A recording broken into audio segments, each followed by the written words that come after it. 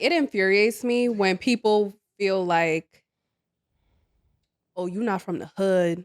You don't know So you can't be struggle. black. Yeah. Oh, you're educated, or we had to go here and our parents had to feed us this, as if that means we didn't get the black experience. Yeah. Because Y'all was we the didn't, Cosbys. like, yeah. That's fair. But struggle doesn't make you black. I agree. I think we do a disservice to ourselves, but I also think that is only a certain group of black people who do that. True. The people that struggle. But her audacity is not insane. all people that struggle. So let me not say that. Like, No, every black person that's ever No. struggled, It feels is like that's the a black people experience. who have that.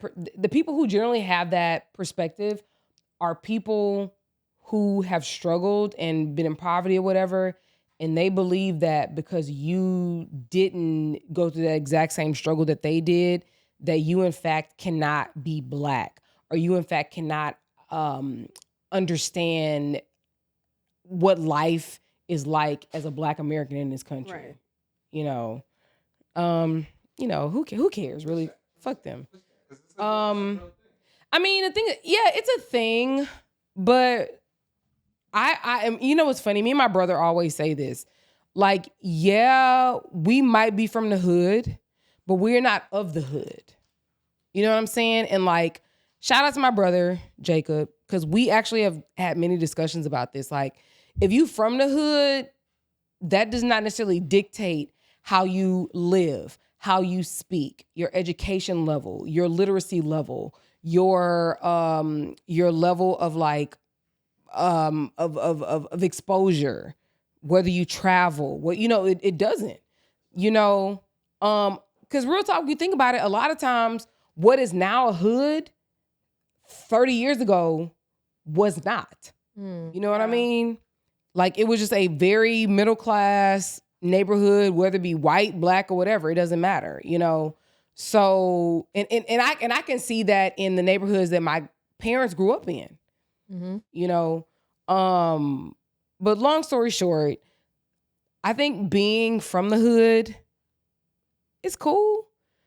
And I think there's a place for it. But I think when you're of the hood, those are the people who typically are going to question another person's hoodness. You know what I'm saying? Like, I'll give you a perfect example. Me and my cousins grew up on the same street. Like, we have the same grandma.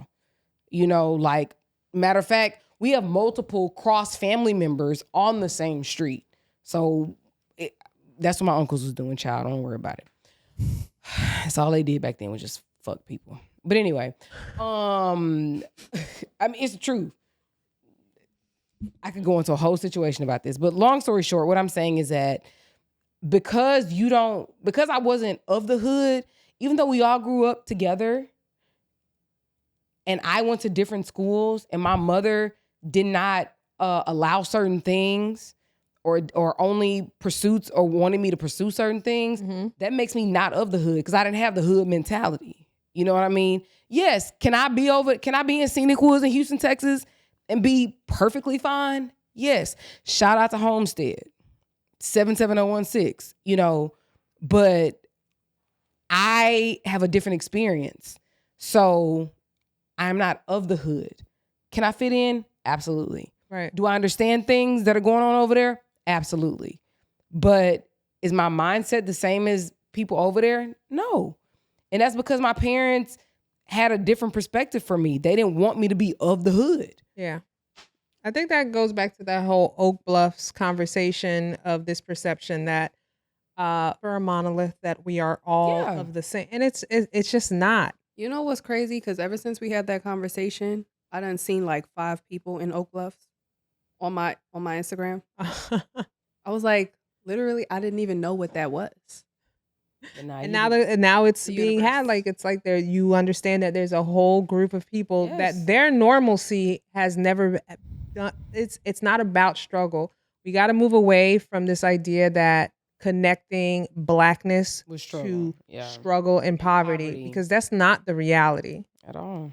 I think that's a psychological manipulation. It's a tactic that's done to give you an idea that actually doesn't exist. Yeah. Yes, you have it, but that's not all our story. So the thing is that you see it and you hear about it, but I probably only know one person like that. Literally one person personally. And I'm saying that that's my cousin. Because she grew up in the suburbs. She grew up in a 2-family home. My auntie is a career federal worker. So that means they got good benefits.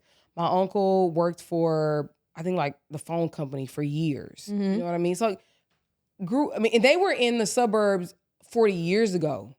Like, it was when the schools was good, like everything, you know? So I remember just recalling, I was like, why does she want to go to Scenic Woods and hang out with a bunch of Scenic Wood niggas?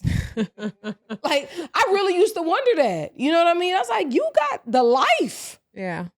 The rest of us, like, we from Third Ward, we from Scenic Woods, like why do you want to be in the mix over here? I don't know. It's cool to hang out because our family's here. We can hang out. But, like, why you want to mix with these niggas? I never understood it. But I think there's like a deeper issue that I probably don't know or understand with respect to that. But I have always wondered why that was her goal. Mind you, her sister, she's a fucking neurologist. Is it glamorized maybe? I don't know. I really don't know. And the thing is that even on my grandma's street, you could hang out with people, but you couldn't keep up that much bullshit because it was gonna get back to my grandma's house. Mm-hmm. You know what I mean? So I was just always like, why do you want to be over here being hood? I think it's glamorized. I ain't never wanted. Maybe she just, her friends, that's where her friends were from. No, her friends were in her neighborhood. Her school? Her school was in her neighborhood. That's what I'm saying. Like, she literally traveled 40 minutes to the north side from the south side to hang out with Scenic Wood niggas. And, like, matter of fact, like, she had a child, a Scenic Wood nigga, who eventually, I don't know, he's dead. I don't know. He died. I don't remember what happened, what he died from. I can't really recall. But I actually used to be more sad for my auntie and my uncle. Because you did all of that, worked very hard. Yeah. You didn't brought yourself from Opelousas, Louisiana, from the country.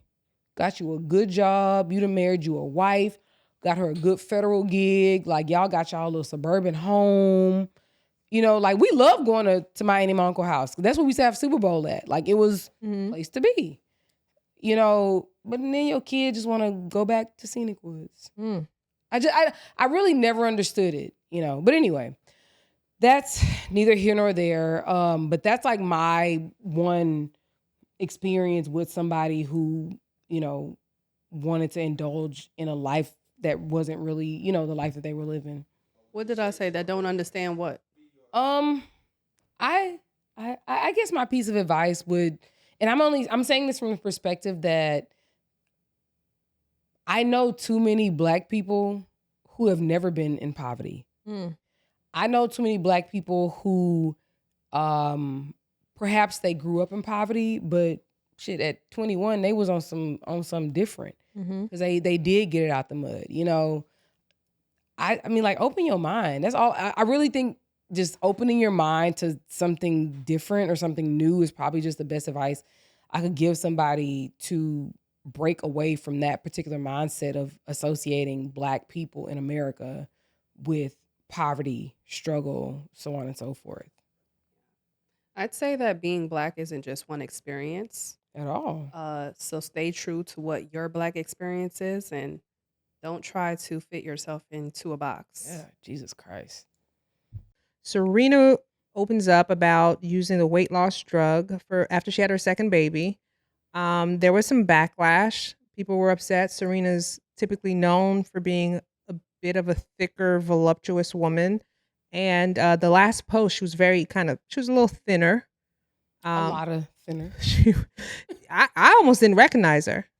Like, she had a bobblehead. Yeah, like that. I haven't seen these pictures. Oh no, that frame, the typical frame that you think of when you think of Serena is gone. Yeah.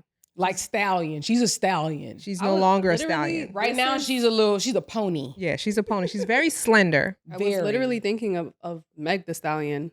Like, cause she's smaller, but she's still smaller, but her physique is full-ish. She's not. Honestly, she's not. To me, she is. I don't think that she's thick at all. I don't know. I do. You need to see Serena. I think that she's slim.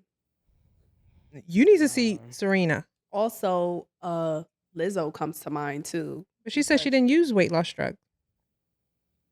Did she say that? She did. She said she did not use. She says everybody's coming to her. They saying she's using it. She says she stopped drinking.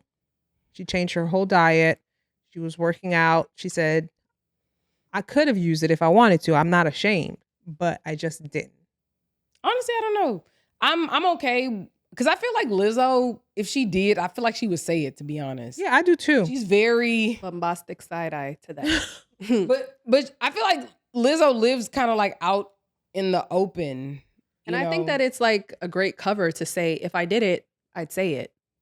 Even if it's so normal now though. No? Yeah. Well, and to be honest, like let's just assume that Lizzo did and she lying. Mm-hmm. Right. Allegedly. I'm just saying because that's Amanda giving off that is what I'm giving Amanda's off. like, I don't believe her. I don't believe that. Really? I don't believe that. What did people do before the weight loss drug? There were people who lost hundreds of pounds naturally. Bariatric surgery. No, they lost weight. Yeah, but like I think that drastic level of weight loss was typically associated with like lap band. Yeah, some sort of She might have did that. Perhaps. No Allegedly. Judgment, child. Get it how you live it. That's how I feel. Yeah. But so personally, I was happy, not even happy, but like I thought it was a good thing that Serena made a comment about it because she did look crazy as hell in those pictures that were posted. And I don't know about y'all, but Black people, the first thing we think is like, she's sick? I mean, you gotta ask. They do. No, right. And I don't even say Black people because I feel like Caribbean people, they're thinking like, is she sick?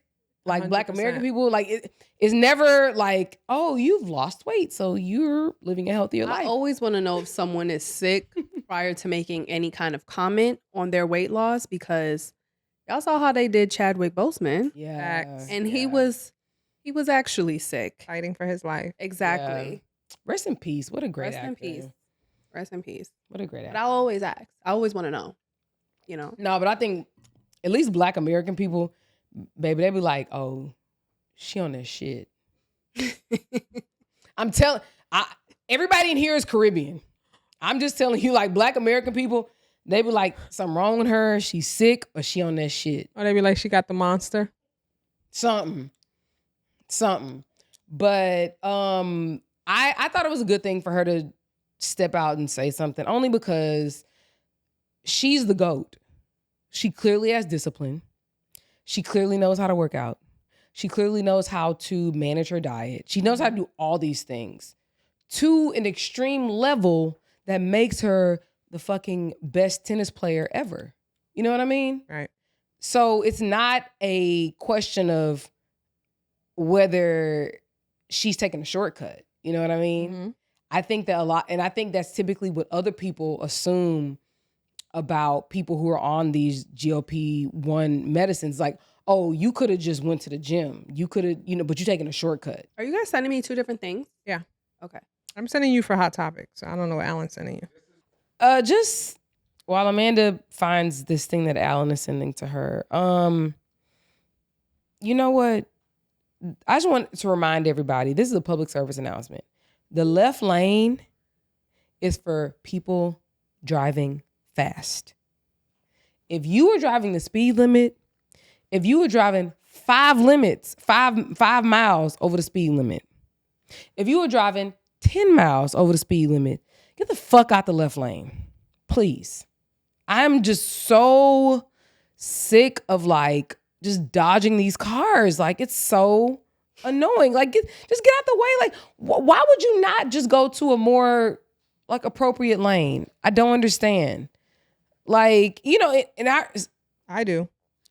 You get out the lane, right? Oh, I live in the right lane. Right, exactly. You're a so it's right like if you know you're not speeding, get out of the left lane. Like I just don't understand people's obsession with driving the speed limit in the left lane. That was really all I had to say because living out here, and you know, I feel like people try to make it seem like, oh, New York drivers are so this, so that. No, they're not. They don't drive hard. I drive hard. Because I'm used to wide open spaces. I feel like New Jersey and I'm used to people getting the fuck out the way if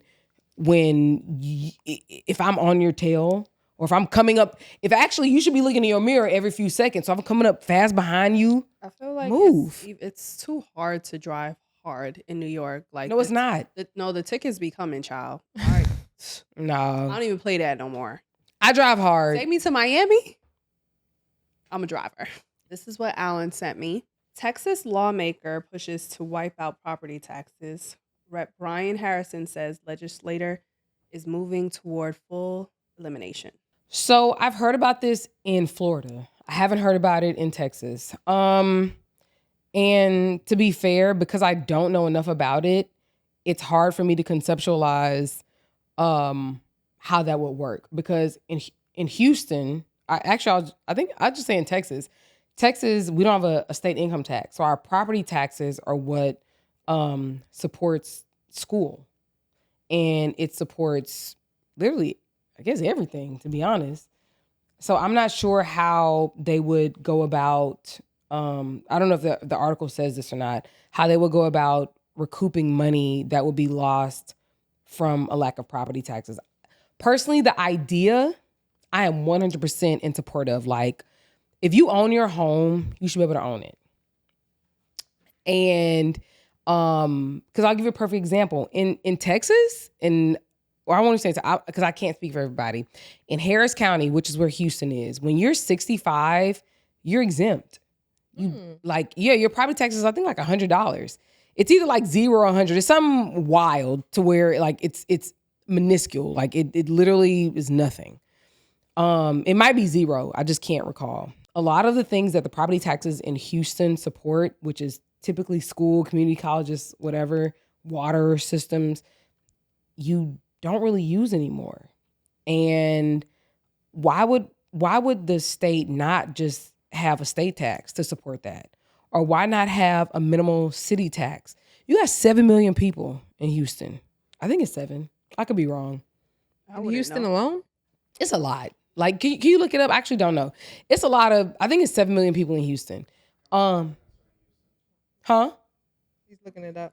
Oh, so there's a lot of people in Houston. Like, why would we not just have a nominal sales tax? Greater Houston is Pearland, Sugarland, Pasadena, Deer Park, that's Houston, North Shore. And all it's Metro Houston. Just like there's a Metro Dallas, DFW. Like, Alan, come on now. You didn't let me sit up here and. That's a lot of people. Exactly. So if you have 7 million people, you need to support the infrastructure of a city of 7 million people. Why would you not have a city tax?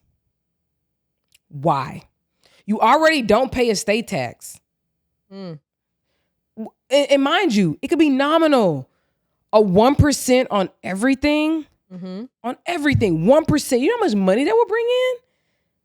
Like, if our next mayor of Houston, if they got enough nuts to do this, like, I hope that they have a 1% city tax. Because there's only so much those of us who own property can pay. Yeah. Like, baby, if you keep squeezing that turnip, you're not going to get nothing. There's nothing more you can squeeze out that turnip. Nothing. How are the property taxes, though? They're very high. Are they? Yes.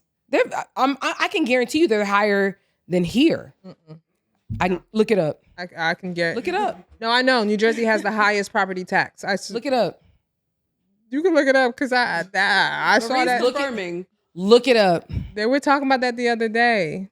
Mind you, I know how much I pay. No, Alan. No, is it Texas? Did you just say Texas? No. Harris County. You can't compare a county to a state, Alan. Yeah.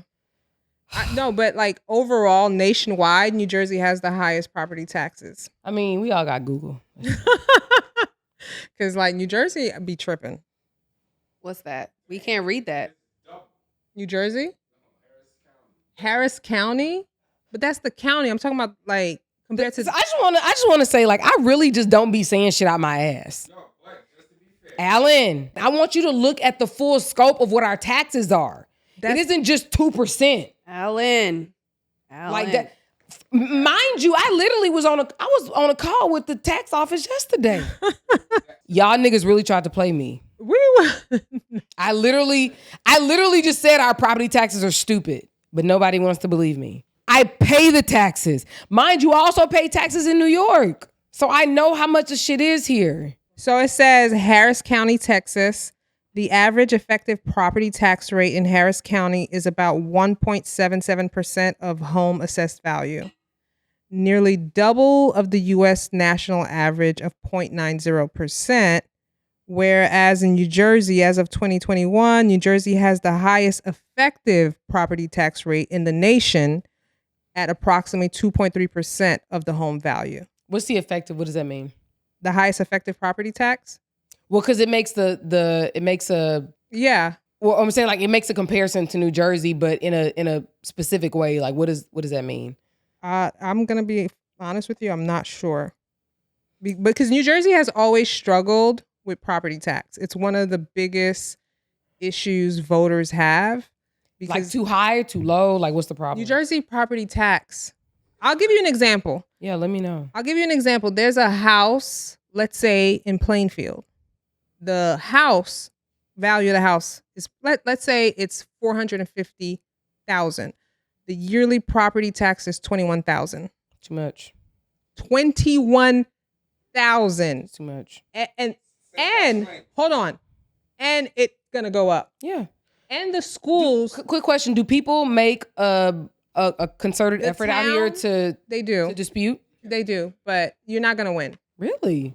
If you contest, if you you do, you if you dispute your taxes, they literally will say no or yes, or do they just give you? There's nothing. Like there's so much red tape. Your face. Like New Jersey is a different animal. Like unfortunately, this is one of the challenges, especially in like suburban areas with challenges with schools where the school rating might be a 3. It's the truth, Alan. You know what I'm talking about. The property tax of that home will be $15,000. I believe it. The value of that home is probably $250,000. That's wild. Like when I'm telling you the town, this is facts. That $21,000, the school's rate maybe about 3-4. Oh, you ain't got to tell me.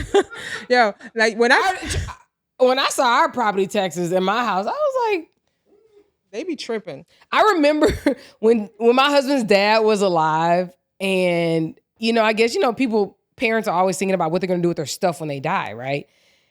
And he was like, I can't leave this to y'all. Y'all can't pay the taxes. He literally said that to them. But real talk, like like the taxes are dumb.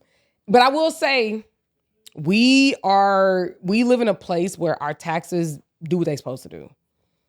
So I'm okay with that. But it's sad when it doesn't, though. And that is why Irvington, as a general matter, I wasn't trying to name towns. I'm gonna be honest. Because I pay taxes in Houston. So when I'm home, baby, anything I run into that's a problem. You call the police? No, not the police. Oh. There's a 311 app. Baby, everything is reported. I remember one day I had been collecting issues. I think one day I maybe have like 12 issues written down that I had not reported yet. And I was down the street from like a few of my houses, and I was waiting on my dad or something. I had to meet him. I had like an hour to spend. I went to the little hood McDonald's. Everybody knows McDonald's. It's on OST and Scott. I was in there. It's a fucking nut show. I was in there and I submitted all my complaints.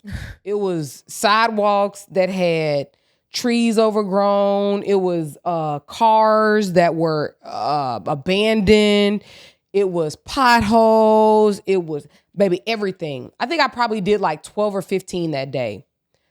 But I report everything. You know why? You should. Thank you, because I pay these taxes. And even if y'all don't do it, I need this system clogged up with problems that need to be assessed. Because the thing is that they're going to use those numbers for figuring out budgets. They're going to use those numbers when it comes to figuring out how they're supposed to address citizens' concerns and issues and problems. You know what I mean? I agree. So I tell my tenants, baby, be a Karen on the website. Go report. If they miss your trash, report it. Call to action. If they don't come on the day they're supposed to come, report it. Missing trash. Meaning, like, if you're supposed to come on Tuesday to pick up the trash, and it's not a holiday weekend, why was the trash missed? Yeah, that's crazy though. That's what I'm saying. So, like, report it. I want everything reported. I literally tell my tenants, like, I send them the link, sign up. It's literally like this. You can just take a picture, type it in, done. I used to call everything on the phone. Oh, I've been doing this. Because at the end of the day, like, this is my community where I invest my money, where I live, where I'm eventually going to live when we leave New York. Okay. So I want things to be what they're supposed to be. Yeah. Oh. So. Okay. Okay, Amanda, I sent you the video for you guys to take a look. So high-profile motivational speaker David Goggins is facing online allegations from a woman claiming to be his daughter.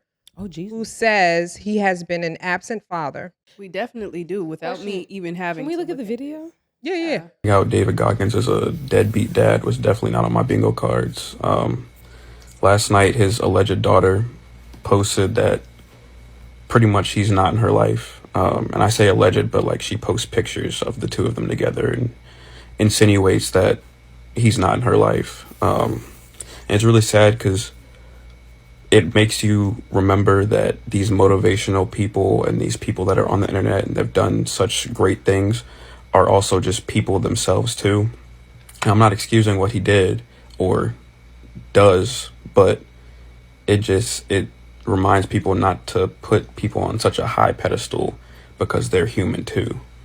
And I saw a comment on the post that was interesting. A lady said that she always speculated it was something like that with him because you can't be so devout to something in life without giving something up. I just found that interesting. But yeah, I hope they can reconcile the relationship and he can come out and just basically, be a better parent and just own up to what has gone on. And that's what I expect him to do because that's what he always has represented. But yeah, it's pretty sad, but I wasn't expecting that at all. Without having watched this video, just off of what Marie said, I would have just assumed that this was someone just coming out saying like, hey, that's my dad because my mom and him slept together how many years ago and, biologically that's my father. But they have pictures together?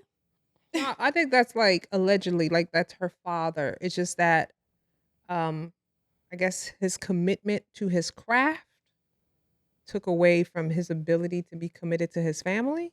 Right, but that's a different story. It's not like this girl just came out of nowhere and, is claiming that this man is her father. No. That she is? No, she's just saying, okay, remember like how Dr. Umar's daughter came up and was just like this personality and this perception. What y'all think? Yeah, this isn't it. So, David Goggins, he wrote Can't Hurt Me.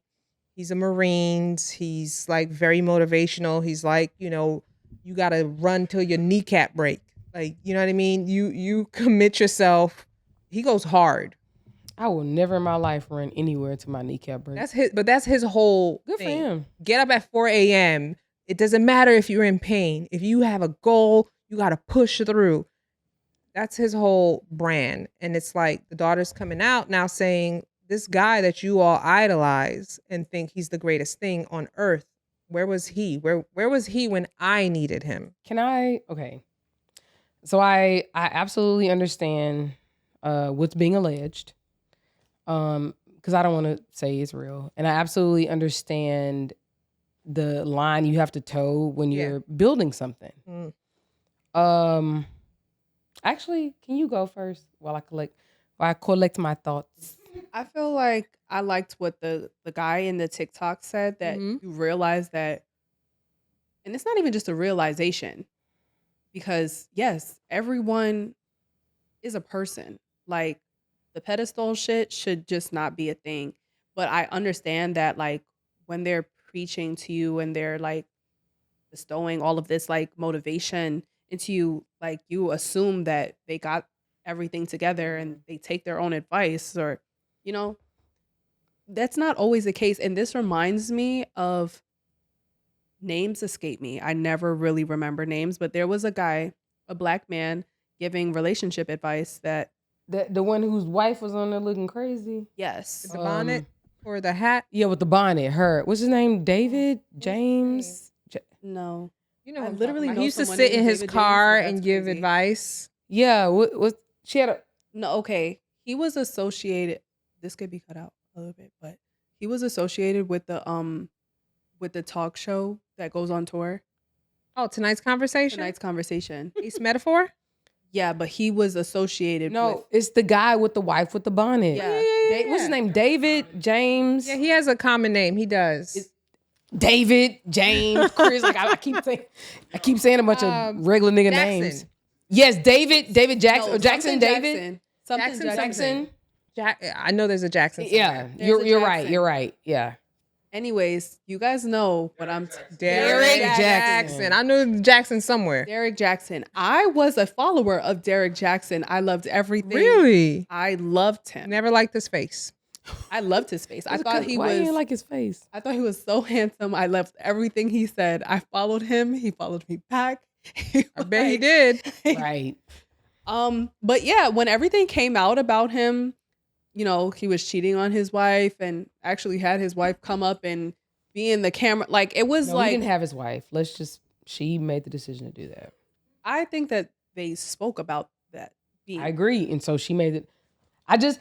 So you go ahead. Go ahead. I feel like she didn't just come off the bat and say, I need to do this. I think that they had a discussion where, on his part, you know, convinced her that this would be the right thing to do to clear up his image. Agreed. But that also indicates that she agreed to do it. Well, true. For whatever reason. We don't know what the reasons are, but for whatever reason, she agreed and she made the decision to do that. I don't ever want to like take away people's like autonomy. Yeah. Or take away people's like decision-making skills to and really with the consequences that come with it. Mm-hmm. Yeah, you're right. You know? You're right about that. But that's just what it reminded me of, because it's just like, yeah, someone that comes online and preaches so much about how to be a good man in a relationship and all of this relationship advice, but, you know, does his own wife dirty and, you know, isn't upholding the best, you know, relationship advice in his own relationship. It's like, you gotta understand that people are people themselves. And even though the advice they may be giving may be great advice, that doesn't mean that they're taking it themselves and they're living their lives. This advice is making a living for them. Yeah. You also have to remember that. Like, they're creating a platform for themselves, giving these words. I agree. Are you collected with your thoughts? Yeah. I my thoughts are collected. Okay. I agree. Because I think there are people that we admire and people who have done really great things for humanity.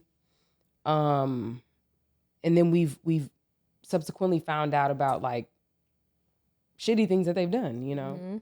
Mm-hmm. I don't know how we're supposed to weigh those things against each other. I really don't, because I think there's a lot of perfect example, MLK. Like, obviously, he did amazing things. And he was also like the face and the voice of a movement that was very much stifled when he was murdered. You know what I mean? Mm-hmm. And we know what his indiscretions were. And I want to say we allegedly know, because they're not indiscretions when your wife knows about them. So we actually don't know whether Miss King knew or didn't know. So it's really hard to say whether they were indiscretions or not. Long story short, when those particular things come to light, it's hard to understand why they do this kind of stuff, or like if you're presenting yourself a certain way, why you still doing the bullshit, you know? Yeah. I don't think that MLK was like the best example though, because I actually think he was the perfect example. I don't think that what he was preaching had anything to do with his personal life with his wife. Well, I actually do, because like back then, the family was very important in the movement for civil rights. It was incredibly important. Not to say that like any of the speeches that you may have seen were like encased that, but I still think that like it's the basis for civil rights. Like it was us moving as a unit. That's my perception. But I do understand what you're saying. Yeah. I think ultimately people can't reconcile having their icons be flawed. Yes. Because we know we are flawed. And if you have an icon, they're supposed to be superior and on this pedestal and not like you, but something you aspire to be like. And so when you find out this person is just a human just like me, it's disappointing. And I think that's the problem that how do we deal with that? It is disappointing, but in this case, with this man, it's almost like everything that you're preaching to us, that you're selling to us, you're not living it. Most of them can't though.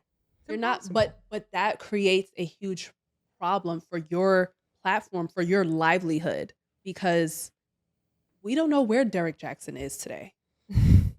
Where he from? In the car. Like his whole platform is kaput because he fucked that up. He kept because trying. everything that he was preaching, he did. He proved to, not be living what he was selling to everybody. You're right. Because his message was completely incongruent with what his life was. So and it actually does not align with this David Goggins person. Yeah. Because he's preaching like commitment, discipline, like see it through X, Y, and Z. He not saying be a good person overall. Be a great dad. Yeah, at all. Okay. That's true. So he's not saying I'm dad of the year. Okay. I don't know him and I don't know his He's pretty. What he turn for it? Like, what he saying? He's always talking. No. I know that, but like, listen, there's get up. Real talk. Like, I just want if y'all niggas need some motivation, let me know, because I will I will give y'all free drinks. I'll make a pot of gumbo so we got free food. That gumbo is good, right? And y'all can come to the crib. I got a over an acre at my house. I will set up a tent. And I will motivate the fuck out of y'all. A revival. What? What? No, I'm not even gonna put a price on it. We just gonna take a love offering. I'm just saying, like, if niggas really need motivation like that. They do though. Like, yo. People need something to believe in. So you know what? Can I ask a question? Why does it not resonate with me? What? So Marie just made the comment that like people need something to believe in. They need something to follow, to feel, whatever. I ain't never felt like I needed to find that. Mm-hmm. And so I'm wondering, what is it in those people that seek out people like Mr. Goggins versus somebody like me who be like, this nigga's a... Yeah, or no, he's scamming niggas. Like... I feel like that's my response. Yeah. The pay for motivation, I always feel like is a scam. Sorry. Because I've always had the realization that people are just people. Right. If you want to believe in anything, Believe in God. Believe in the Lord. Yeah. If you truly want to have something to believe in, it doesn't cost a thing. You're right. But real talk, I would love for, I mean, as a therapist, can you give any insight on the character traits of these type of people? What? I mean, all you have to do is just, and I don't want to get political, is just look at a Trump rally. It's just that the reality is, I'm not getting political, Alan. I'm not. That's a great example. It really is. No, it is. It's a great example. All you have to do is do that. I think people underestimate how people don't have a lot going on. A lot of people go to work, come home, maybe watch their favorite program, and then go to bed. Think of Al Bundy. And then they keep doing it over and over. And it's a very mundane life. And it's like slow death. Then you have somebody who is like because your body's going to have a physical reaction. You're going to be like, oh my God, this blood is pumping. And you interpret that as this life altering. It's something. But it really isn't. Yeah. That's not really what it is. But for you, perception is reality. So you're thinking like, this is the savior. This is the icon. This is the person that's going to change my life. I hate my life. And I don't want to do this for the rest of my life. Now I have something to aspire. That's all people want. When you say people want to believe, they want something to aspire to. That's it. I mean, but like, okay, just and this is me. I'm not trying to be funny, but like, I'm just asking questions because I want to understand. So like, would you not want to aspire to like having a better car? Or aspire to like paying extra on your mortgage? You know, like these are just simple things that a person can aspire to. You know what I'm saying? Without having to. That means I got to go out and get another stream of income. I actually have to put in actual work. I'll theorize. So what do you it's a theory in my head. Oh, it's not real. Okay, well that explains it all. Okay. Sorry, you're right. I'm not gonna really put it to plan. Okay, because real talk, I was real. What you just said, I was baited. It's the idea. Oh, Erin was ready. No, I was. You saw it. She was ready. I was really ready. What they sell is an idea. And if you can sell an idea, you're going to make a lot of money. True. Absolutely true. Real talk, your girl got some ideas. I ain't gonna lie. We're going to talk about it next week. When I was out in my garden today, I was listening to a song. It was Jay-Z, right? And Jay-Z's rapping, and this is an early Jay-Z. I was listening to Blueprint today. He's obviously rapping about what was going on in his life at that time and like years prior to, right? And then it made me think about people who get in like the entertainment business as rappers, and they're literally just like rapping about things that they scribbled in their notepad. You know what I mean? You ain't never lived it. You ain't never been a part of it. Baby, you went to private school, like Marjorie Taylor Greene said. And you're literally just like Jay-Z said about Nas when he was saying like you scribbled in your notepad and then the next day you had a rap about it. You know, I'm not saying that's what Nas did, but that's what the song said. Not Nasir. No, I like Nas. I'm just saying what the song said. And my question is like, should we really? Because you know, there's so much emphasis put on rap music and how it's like contaminating people's minds. It's like spreading a negative message about Black people, so on and so forth. So let's say it is. How about my thought is this: if you have people, if you was a dope boy, you get to rap about dope. You get to rap about selling it. If you were in poverty, you get to rap about it. But if you didn't, then you don't. And it really does, because I think the people who actually did it feel differently about what they're putting into the world versus the people who are doing it for money, who are doing it for a record deal. You know what I mean? I mean, but that's not only specific towards rappers. That's artists in general. But see, I don't listen to, I do listen to other things, but it's all old music. But what I'm saying is that we're talking about music that people like to categorize as being negative. They like to categorize it as being music that is like detrimental to our people, right? So it's like, it ain't that many drug dealers. Everybody ain't no drug dealer, right? We're not talking about that, Alan. What I'm saying is that if you are a drug dealer, if you're a dope boy turned rapper, yes, you get to rap about that. If you came up in poverty, you get to rap about that. But when you got niggas like, let's say Rick Ross, who was a probation officer, why do you get to rap about a life that you never lived? You know what I mean? And it also, and if we did this, it also opens up a door for people to be themselves, to rap about their real lives. We would never have this Drake situation. If people felt comfortable rapping about their real lives. Wrap it up right now. No, but I think it's not a wrap up. If people felt comfortable rapping about their real lives, there are so many fewer issues we would have. Because you know what I be rapping about?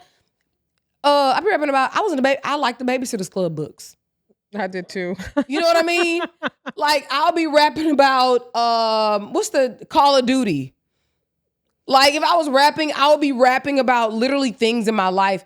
And I think that's what I kind of like about certain rappers who actually rap Missy Elliott. They rap about their lives. They're not making up fake whatevers. They're literally, you know who's, I know some of y'all might hate this, but you know who does it? Diddy's son, Christian. He rap about being a rich kid. Never heard one of his songs, I won't lie. He had a song on like I don't really know on the radio. And I get that it doesn't sell, but I think that it doesn't sell because there's no attack on it. Because we allow niggas who ain't never done something to rap about it. Like, think about it. If you ain't never hung a ceiling fan, what the fuck you got telling me about hanging a ceiling? What are you doing? You can't tell me how to hang a ceiling fan. If you ain't never bought a house and you don't know what the process is, what are you rapping about talking about buying a house? You ain't never bought one. Don't tell me nothing. You don't know nothing about it. If you ain't never sold a nick bag of weed, like, why are you telling me about it? Baby, you was in private school with me. You was in the Vanguard program with me. You was in Gifted and Talented with me. Why are you rapping about dime sacks? Why? I don't understand. Like, that's really what I'm saying, because I actually think that the music would be more relatable if you could relate to the person that they're singing, you know, that whatever they're rapping about. Make happier music. Like, the era of like 98, 99, 2000, the Diddy era. Bling out, bling. Like, it was fun. Bling, bling. Let's be real. It was fun. I feel like when I listen to rap, which is not very often, money will make you happy. I never really get into like deciphering like who's being fake, who's not, because I don't know these people. I don't know their lives. I don't know if they're lying. I don't know anything. And that's you. That's your particular enjoying whatever the hell I'm hearing. You're enjoying the beats. If I am enjoying it. But Amanda, I don't even listen to rap like that, to be honest. Amanda, what are you enjoying? Are you enjoying the lyrics? Whoa. Are you enjoying the beats? Like, what is it that you enjoy about that particular music? I guess it depends on the song. Maybe I am enjoying the beat if I really do like the beat on a song. Maybe it's the words on a particular song. Right. So it's like, if we tell people to stay in their lane and they're not out here like pushing like false narratives, I actually think it's beneficial to us, because we're not like perpetuating foolishness. We're literally allowing people who live certain lives to talk about their lives. Right? Versus allowing everybody to make a fucking dollar on the lives of this many people. You know what I'm saying? Like, because think about it. If I went to Vanguard school and we was doing Odyssey of the Mind and I was reading fucking Shakespeare in 3rd grade, that's what I should be rapping about. And I should have an amazing vocabulary. You know what I'm saying? Like, why? I feel like a lot of rappers do, though. A lot of rappers do what? Have great vocabulary. Which ones? I mean, which I don't ones? know. I can't. Exactly. I can't name them. Unless I can name some, and they're not new rappers. That's what I'm saying. Like, you have rappers who actually understand the genre of, like the genre of music. Like Lil Wayne, incredible.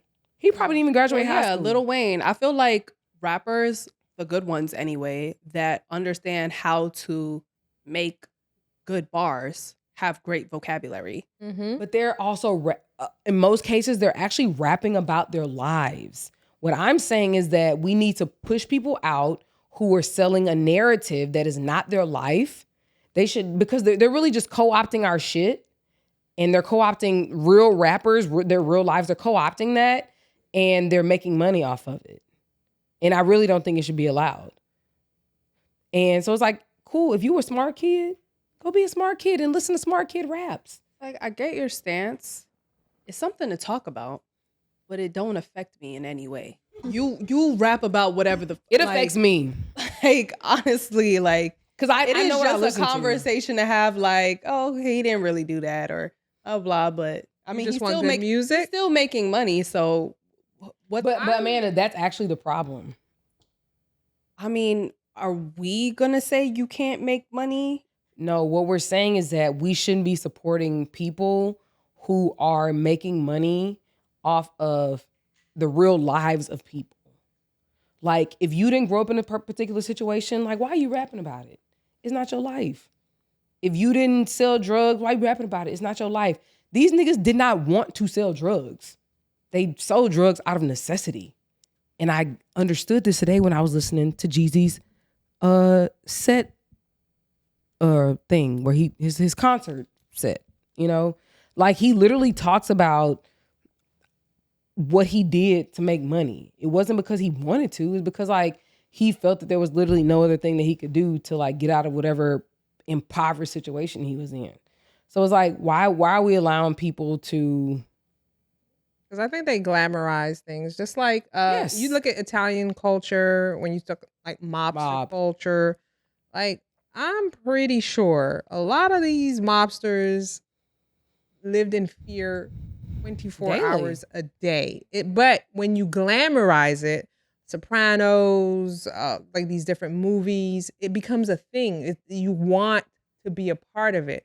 And I think that's what this culture does, is you glamorize that. You don't know this person is on the corner, fearing for his life, trying to make some money to just survive. He's not enjoying it. But put it in a verse, put a nice beat on it, put a good video. A fire beat, not a nice beat, a fire beat. Yeah, now you aspire for that. But that person that's really living it hates every minute of it. But that's the thing. It won't sell. Can I add to that? Mm-hmm. I the other day I saw T.I. He was coming out of somewhere, and T.I.'s such a grandpa right now, but yes. T.I. was coming out of somewhere, and one of the paparazzi people said one of his old, like, I think from, damn, I wish I could remember, but one of his, like, first, it was either the first or the second album, and T.I. was like, yo, he's like, I'm off of that. Pretty much like Rubber Band Man? Yes, it was Rubber Band Man. Wild as a Taliban. Yes, you saw that? No, I didn't. Oh, it was that, but I figured that's what you. It was Rubber Band Man, wild as a Taliban, and that's what the paparazzi person said to him. And T.I. was like, "Man, I ain't even on that." Mm-hmm. And the thing is that the people who actually live that life, they're not seeking to glorify it. They want to get as far away from that shit as possible. Why would I want to? Like T.I., Jeezy, Snoop, like all these dudes. I think they would rather just talk about balling now. Yeah. And the thing is, what's his name? Like Baby. And they made it cool to talk about balling. You know what I mean? So I think Jay's a perfect example of showing evolution. Yeah. But I think, honestly, Snoop, a lot of them are, honestly. Yeah. Like, he really pushed, like, and I'm not like Alan, who is like super big Jay fan. I'm a Jay fan. But, like, I can see the evolution, even, like, when he was, like, trying to push, like, don't wear the Tim to the club. Like, put on a button up. Down. Right. You can see the evolution that he tries to put. Yeah. And I think that's the difference between somebody who actually lived it because you hated it. Yeah. As opposed to someone who glamorized it in their mind. You don't really know the pain of it. So in your mind, it was always a beautiful memory. Right. Yeah. So I understand what you mean. It's like, why would you glamorize the lights being out? Yeah. Like, why would you why you glamorize using candles to see stuff? Why are you glamorizing eating government cheese? You know what I mean? Like, I understand that like rap as like a genre came from like people talking about whatever their life was in that point in time. I get it 100%. And I actually think that people who have lived that talk about it. Yeah. But like these niggas who just can come out here and make. But I know one thing: when money's involved, people have no integrity, zero integrity. Whenever money's involved, much like Hot Wheels. But yes, integrity is last on the list. That's in any industry. But you know what? I have a question. Just we can move on from this, but just a quick question. Why do you think that the people that actually lived it don't really say anything about those who are just like scribbling in their notepad and like making up a life that they never really lived? Why would you though? And I mean, how would they know? Which was my point. Well, they know. How would we know who's faking and who's not? Because we don't know these people. No, think about it. These people grow up around each other. Think about it. Like, think rappers in the same era. They all are from, like, think about it. If you're a rapper in a particular era and you're from New York, y'all know each other. Okay, I was under the assumption that you're more so talking about new rappers. I mean, I think you're gonna be like, I'm from O Block. I'm talking about everybody. And somebody's not gonna check you. Right? Yeah, you're not gonna say I'm from O Block and what's O Block? You know. See? I guess somewhere. See? But you see what I'm saying? Like somewhere ghetto, I guess. Oh wow.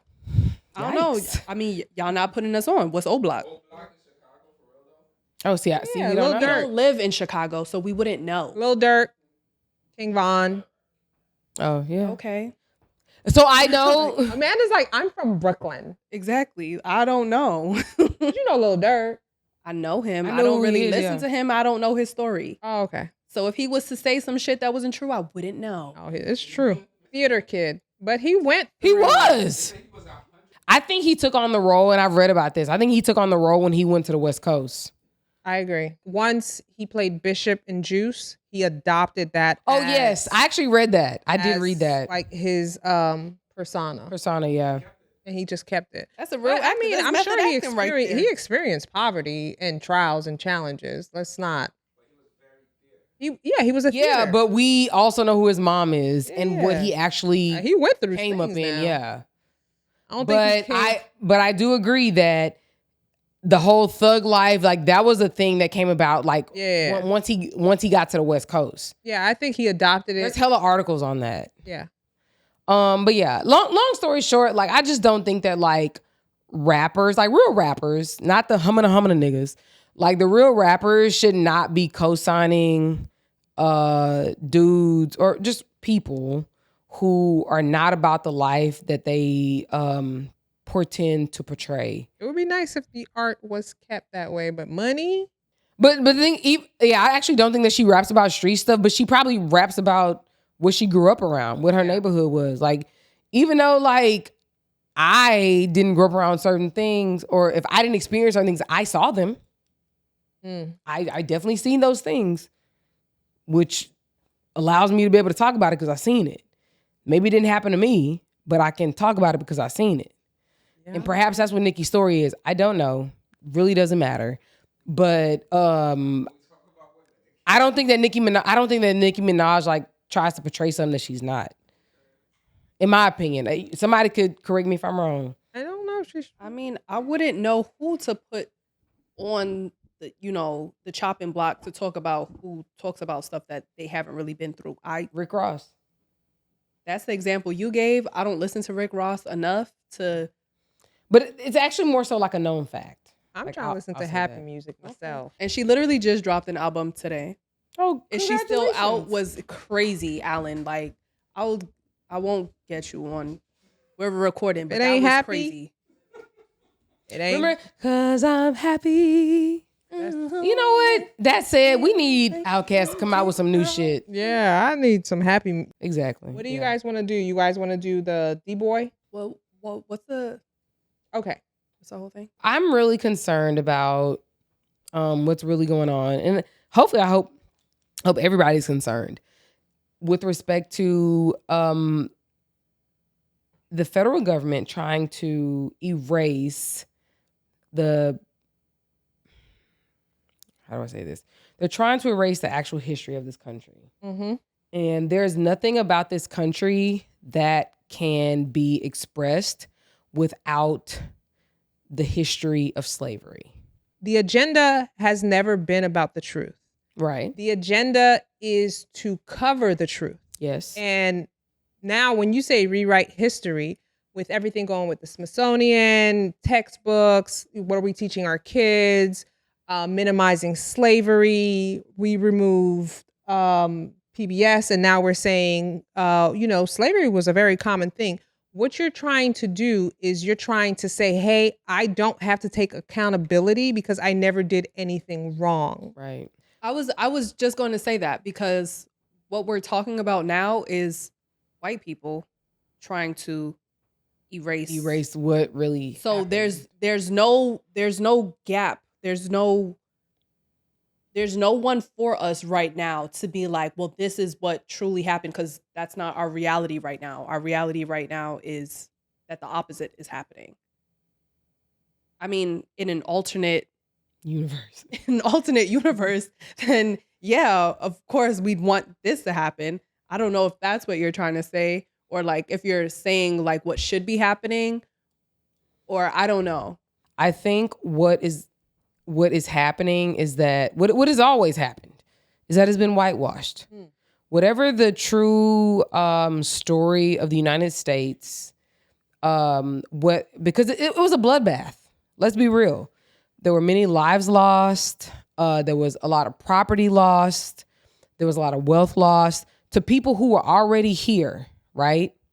And so I think that to make things nice, to make things digestible and acceptable, it's been whitewashed. And I think that's probably what empires do. I wouldn't even say like what Americans do, like empires do that. Because you can probably go and find the exact same story in China, the exact same story in Russia, the exact same story in India, like all, it's the exact same story, the exact same playbook wherever you are. Yeah. So when it comes to what really happened, I think that the onus is and for the United States to ever like really be something, to continue being something, the only way it's ever going to happen is that it rectifies the fact that it slaughtered indigenous people, took the land of indigenous people, brought over African people and enslaved them, and depended on that enslavement and the monetization of that enslavement to build this country into what it is today, or at least what it was 50 years ago. And I think that without doing that, this country is going to be the exact same thing as it is today, as it was 70 years ago, as it will be 70 years in the future. Because you have to rectify what the problems are. Otherwise, if the issues, think about it, if you're married, you just hope that with time, things change. Sweep it under the rug. Yeah, you sweep it under the rug. Like, what the fuck you think's gonna happen? Do you really think that you guys are gonna grow? Do you really think that she's gonna ever trust you? Do you really think that you can live a life where you're not scared in your sleep that she won't? You know what I mean? Damn. Like, that is such a perfect example about the relationship between the races. We know that there were rebellions. We know that there were people trying to escape slavery on a regular basis. We know that there were uprisings every other fucking day. You know what I mean? And like, I can see how someone who may not be like tied to that heritage can think like, yo, what was these niggas doing? Why were they just being enslaved? But people question that all the time, right? And so I understand why they question it, because they don't have the context. And I think they don't have the context because there was nothing passed down through the generations via the tongue for them to have the context. The reason why I know certain things is because my grandpa told me. The reason why I know certain things is because my grandpa told me, because his grandpa told him, and his grandpa told him. You understand? So I think that there is a certain level of connection that those of us who are ADOS have to what really happened over here. And so we're not really questioning why they're whitewashing it. We know what the fuck happened. We know why they whitewashing it. We know why they don't want people to be taught what really happened. And then on top of that, when you have people who immigrate here, when you like, oh, well, shit, the black people ain't do nothing, like, what can we do? The American black people who have been here for centuries, they didn't do nothing. And they're under somebody's thumb. Like, what can we do when we get here? All we can do is be anti-black and align with white people so that we can get ahead. Because the only reason you came here was to get ahead. You understand what I'm saying? So it's like when you don't have that particular context, it makes a huge difference. They're not going to tell you the version. You're like, why don't you just tell the truth? So if you're saying, oh, you couldn't have won the war, to somebody who don't know shit about history, well, they be like, well, why couldn't we have? First of all, you have to know that black people was on some uprising shit to even have the nuts to be able to fight against any people that had their fucking thumb on them. Mm-hmm. That's the whole, and I think that's sort of what Marie and I are saying. Like, you have to have the fundamentals in place before you just start saying, oh, y'all couldn't have beat England without us. Niggas wasn't just sitting around twiddling their thumbs, singing hymns. Mm-hmm. Niggas was uprising on the daily. Right, so if in your mind, you know that niggas was uprising on the daily, that means they had it in them and on them to go ahead and start some shit and be like, yo, we're fighting for this country. Even though the country don't give a fuck about us, we still don't want whatever is going on. Yeah. You see what I'm saying? So you have to have the fundamental, like, the building blocks of what black people were on back then to even believe that they were on something else. You can't just, because I feel like when you just say that, oh, black people did this. Okay. Like, if I was a white person, I'm like, oh, that's just niggas saying some stuff to make themselves feel sound better. Important. Right? You know what I'm saying? Because think about it. Like, all the stuff that black people have invented in this country, they don't believe that we invented that shit. You're lying. They do not believe that we invented. They literally don't even believe that fucking Africa is the heartbeat for mankind. So if you don't have a fucking baseline understanding of anything, why would you believe that but for black Americans, the Revolutionary War wouldn't have been won? In reality, they're not interested in the truth. Thank you. I mean, obviously, they're not interested in the truth because the whole point of the conversation is them trying to erase it. Right. Which I feel like we still haven't really... No, we haven't delved into. We haven't. We haven't. Like, I mean, honestly, I think this is... Actually, I mean, the facts will always be the facts. The facts will always remain, but that is not the point of the conversation, unfortunately. Yes.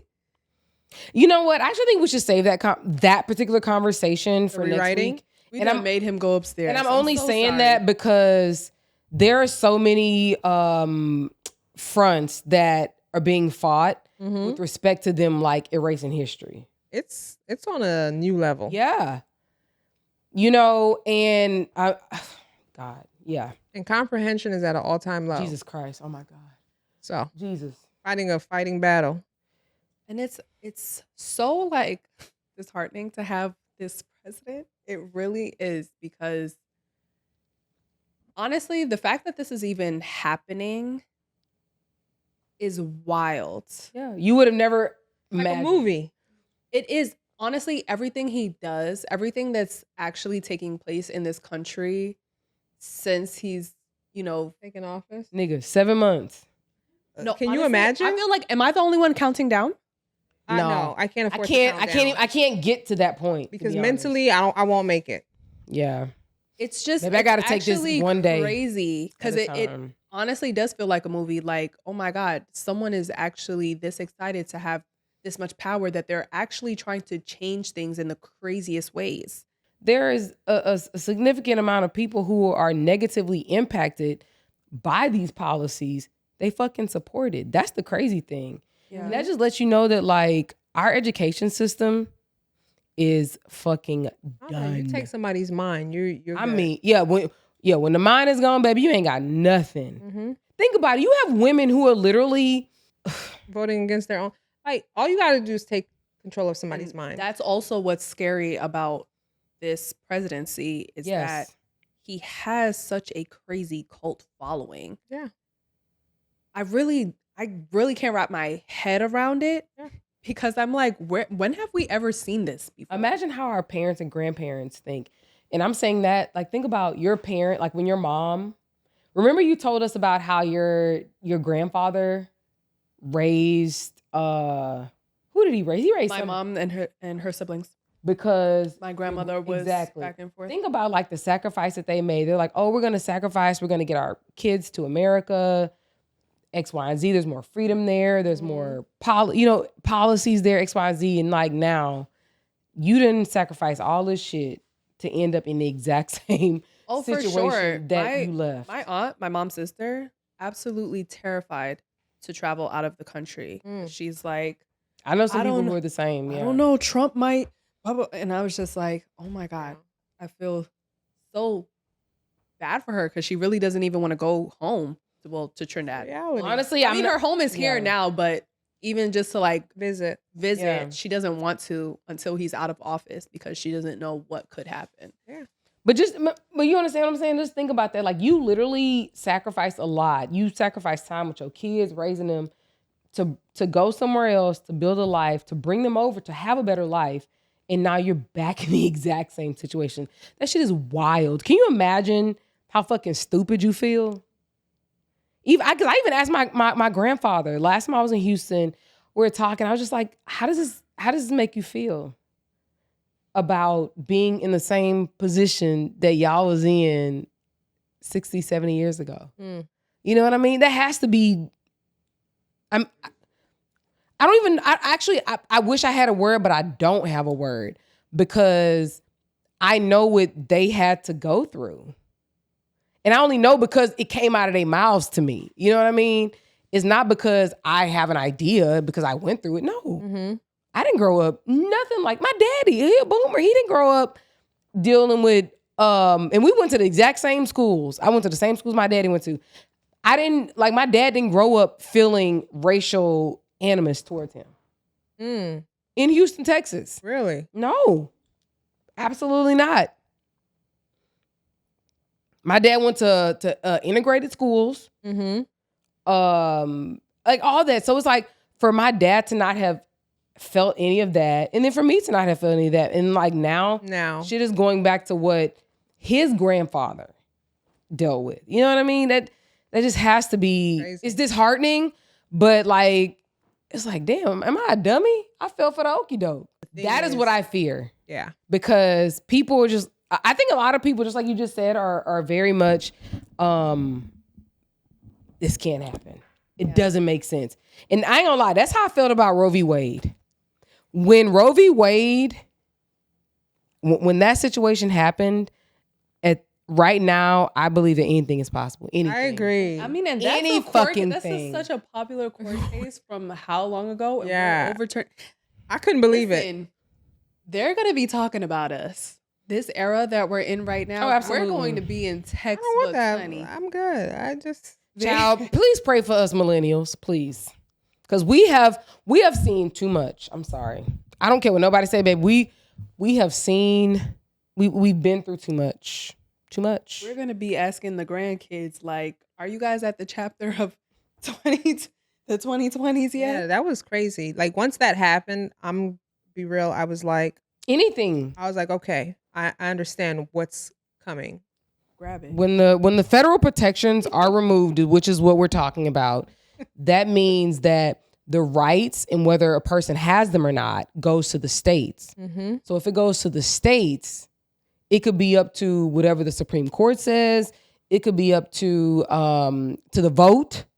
Because the voters might think that, you shouldn't have those rights. Or the voters may think you should have those rights. And they vote for it. But then the state takes it away. That's what just happened in Missouri. Just FYI. I hear they're going to tackle interracial marriage next. I want to see how that's going to go with Clarence. Hey, Clarence. Honestly, you know what? I was watching an influencer. Her name is the Dominique Morgan. She's fucking amazing. I cannot believe I haven't been watching her shit for the last few years. But anyway, and someone else said, I can't remember who it was, but they were just like, let it all burn down. Let them take away everybody's fucking rights. Everybody. Because when you only take away one group's rights, others don't feel it. So they have no sympathy for it. And so they don't feel any reason to stand up or engage or fight for something that doesn't affect them. So pretty much, let's take away everybody's rights. The Mexicans, the blacks, the poor whites, the gays, the trans, everybody. The only people, I think what breaks it down to the bare minimum is taking away all the rights that are not rich. That do not belong to white males. Because I want all the rights. Think about it. All the white women, the shit y'all voted for, yeah, bitch, you can't have that abortion when you were sleeping with the neighbor. Can't open a bank account. Can't have no bank account, no credit card. Because I'm gonna tell you what I will say, and I've said this I don't know how many times. You know who gonna survive? Do you know who is gonna survive? Because people who have always survived and who have always figured it out and who have always came up with a workaround. Man, white men would be in heaven. Baby. They'd be like, this is what I prayed for. But I really think that's what it is. Because it's not, because think about it. The majority, as far as when it comes to women, the majority of women, like they're trying to affect their women. They want them in the home. They want them with no careers. They're not worried about us. We're just a fucking byproduct. You understand? They're not worried about us. Because it's easy to fuck us over. But not them. They want to control their women. Women have gotten too much freedom, and that's created impediments to the power of men. To white men. Can I show a video? And I think that, I'm sorry, what was you asked, what was the question you asked? You said if it was something. Oh, the birth rate. But child, the birth rate been dropping since 2007. Mind you, the birth rate in the United States has been consistently dropping since 2007. And ain't none of this ever happened. We ain't never had no Handmaid's Tale bullshit, right? Never. So why now? Anyway, so again, you're saying the lowest birth rate was in South Korea, which is where the 4B movement had started, and the shit is growing. And y'all ain't want to believe me when I said the shit back then, but look now. However, I think that there's not a decrease in women who want children and who want families. I think there's a decrease in women who can actually see having an ability to afford and to be able to take care of a kid. And I think that's what the problem is. They talking about giving you $1,000 or a $5,000 bonus or $1,000 savings account. What is that going to do? That is absolutely nothing. When it costs $8,000 for just a regular birth. Regular, no issues, just $8,000. Regular. No problems, no nothing. Where does that cost? Where does it cost? I was about here? Is that a stat? Yeah. I have to. They be piling it on. I can find it. But again, think about it. If you don't have any government protection as far as like, was it Medicare? Right? Medicaid for people having Medicaid, sorry. If you don't have Medicaid, right? and you have a child, where's the money? Private insurance. That's the problem. Oh, yeah. That is exactly I see the what problem. you're saying. Yeah. There's no Medicaid. Yeah. There's no private insurance. What are you doing? Now you have a $8,000 bill to have the kid, and now they're trying to tie that fucking bill to your personal finances. You just got here. I think Maybe, maybe maybe 2 EPs. Maybe 2 EPs, but she only has one album. And that album So did well. it did I know every single song on that album. Yeah. It was amazing. I like Cardi. I'm not against it. You know what? We all have to figure out how to ride that horse however we can. I'm looking forward to the second album. Cardi has ridden her horse to the best of her ability. Not against it. I love it. And she's also, I know you're saying she's only had one album and a few EPs. She's also had 2 kids, a marriage, and a divorce. 3. Oh, I'm sorry. 3 children. You're right. She's had 3 children, right? A marriage and a divorce. And a movie. What movie? When she plays the Hustlers. Oh, yeah. I'm like this, like the pole. Right. But so I'm just saying, like, she's been busy. So it's not like she's been like sitting back on her hinds, just like chilling. Like, she's been working. So I'm actually like okay that she only got one album. Cause she been putting in the work. And well, that's when I said that, I'm like, that's impressive. Oh, you're right. It's incredibly impressive.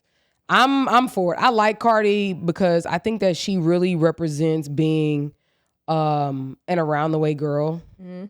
And by around the way, I mean just like you're gonna get what you get. And I feel like I love Cardi's personality. I think that's what makes Cardi Cardi. Yeah. This summer, she took her kids to Puerto Rico. Is she from Puerto Rico? DR.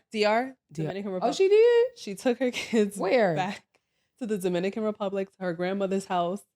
And she was like... Is it on her page? It was on her stories. I don't know if you'll find it if you go on her page. But it was... I want to look for funny. it. She was recording her daughter sweeping. Her grandmother was telling her, like... Sweet Spanish. Come get there. And I was just like... I love seeing, like, celebrity kids be regular kids. Yeah.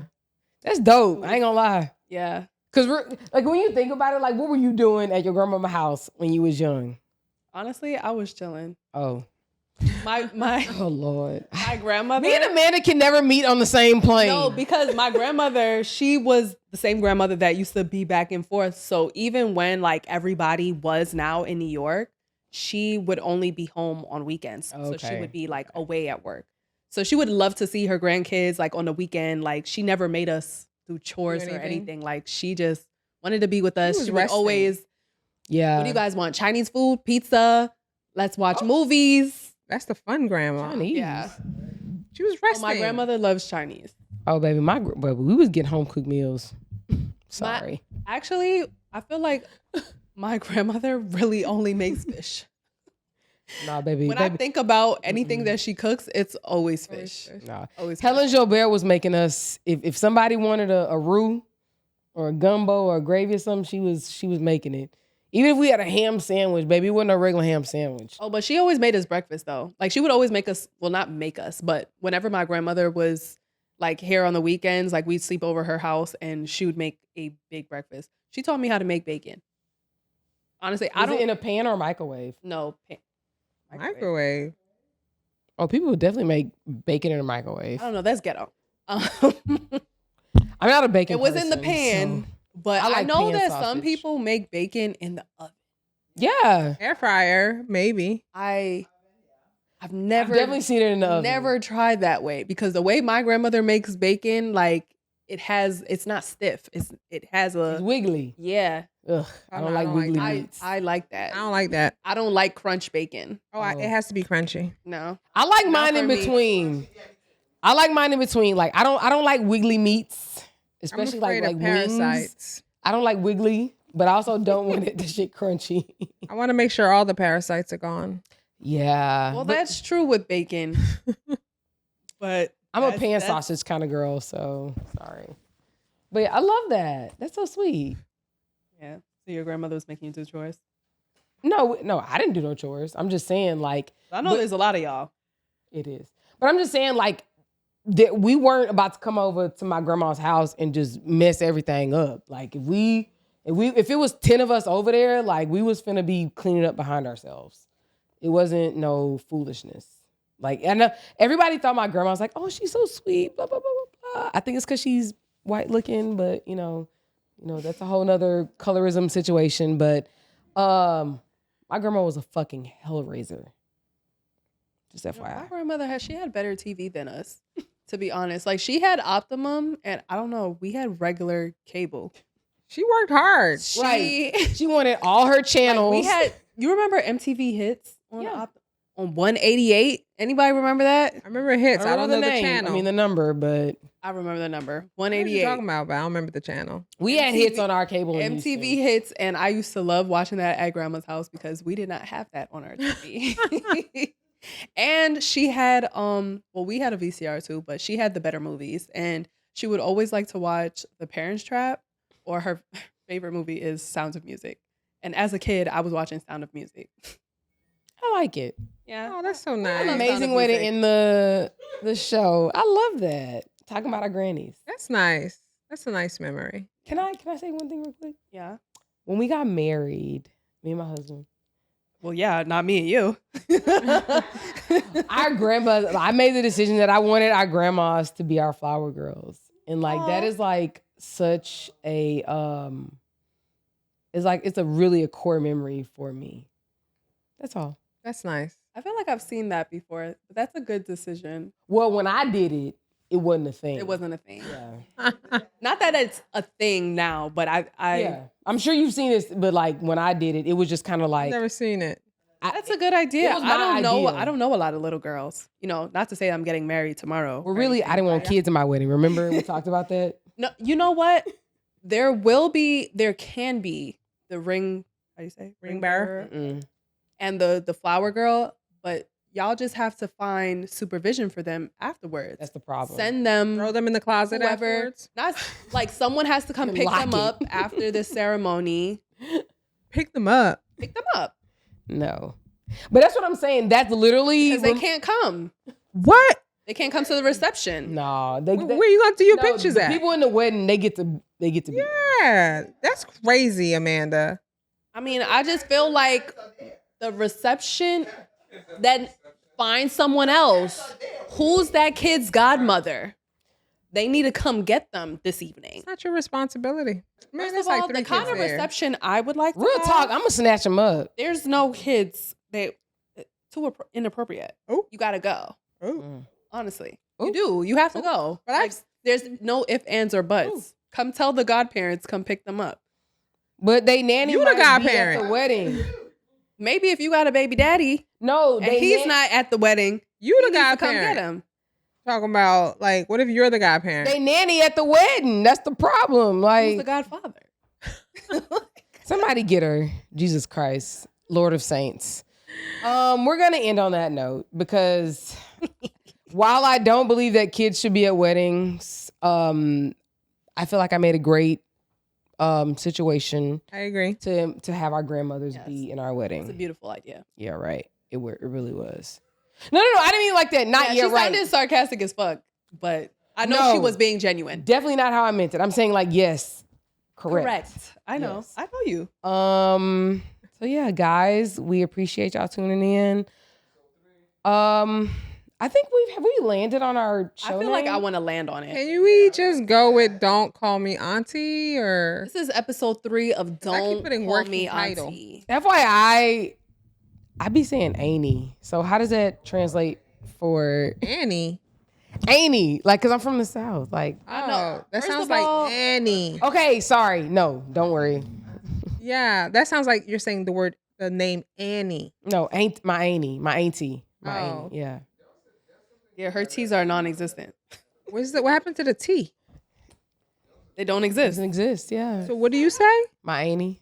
First of all, she's just talking to y'all about her Annie like before we even started recording. Nobody said, "Huh? Yeah. What?" But she says it all the time though. Yeah, my Annie.